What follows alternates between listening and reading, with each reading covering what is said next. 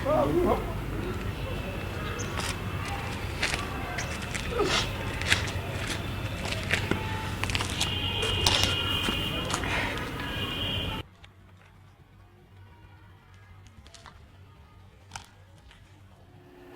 मैं रोहित कुमार, आप news for nation देख रहे हैं। खबर बिहार से है, जहां पर बिहार पुलिस पर एक बार फिर से हम एक ऐसी खबर लेकर के हाजिर हुए हैं जिसके बारे में सुन करके आप सन्न रह जाएंगे।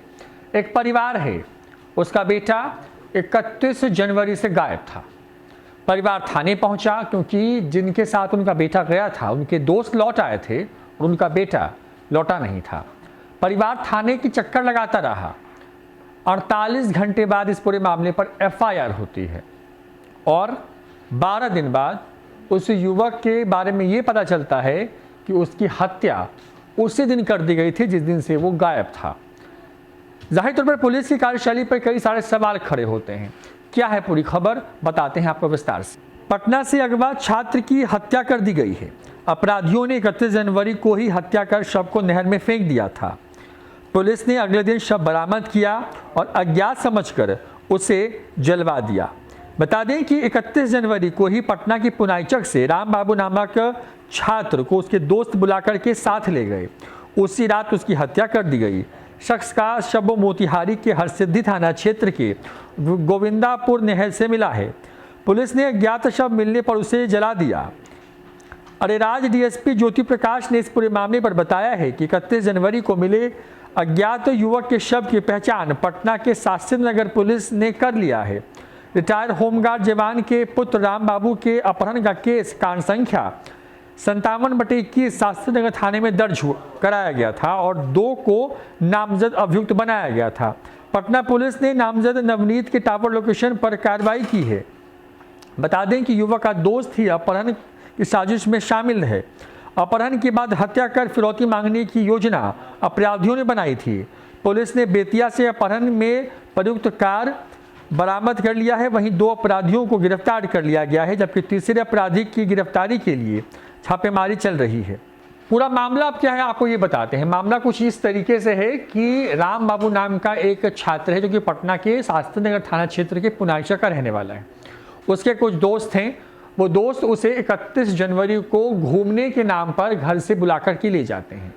उसके बाद उसके दोस्त 1 फरवरी को पटना लौट आते हैं और वो लौट के नहीं आता है, जिसके बाद परिवार को शक होता है। परिवार थाने में पहुंचता है इस मामले की जांच को लेकर के। 1 और 2 फरवरी तक जो है पुलिस लगातार जो है परिवार को घुमाते नजर आती है, टहलाते नजर आती है, ये कहते हुए कि आपका बेटा कहीं भाग गया होगा। इस पूरे मामले पर जब परिवार लगातार जब चक्कर काट रहा था, जब लगातार ये कहा जा रहा था कि वरीय अधिकारियों के पास जाकर के इस मामले की शिकायत करेगा कि जो स्थानीय थाना है वो मामला दर्ज नहीं कर रहा है, तब जाकर के 2 फरवरी को इस पूरे मामले पर जो है एफआईआर लॉन्च की जाती है। लेकिन उसके पहले ही राम बाबू की हत्या हो चुकी होती है।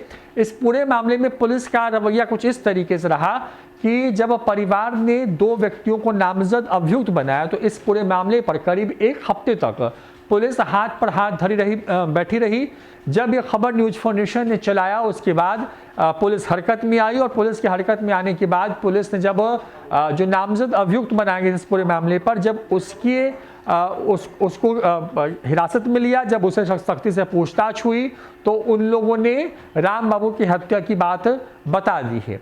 अब इसमें एंगल ये है कि राम बाबू को पटना से उसके दोस्त अपने साथ एक गुड कॉन्फिडेंस में लेके गए थे, उसकी हत्या की और उसके बाद उनकी योजना थी कि हत्या के बाद परिवार जो है उनसे फिरौती की रकम मांगी जाएगी, क्योंकि उनको इस बात की खबर थी कि उनके घर में रिटायरमेंट के बाद बड़ा पैसा आने वाला है। इन तमाम चीज़ों के बीच में सबसे जो विचलित करने वाली इस पूरे मामले में जो खबर है वो ये कि अपराधियों ने जिस तरीके से राम बाबू की हत्या की है वो अपने आप में बेहद दर्दनाक है। राम बाबू को दाहिनी आंख में गोली मारी गई, जिसके बाद उसी घटनास्थल पर मौत हो गई और उसके बाद उसे नहर में फेंक दिया गया। फिलहाल इतना ही। देखते रहिए न्यूज़ फॉर नेशन। नमस्कार।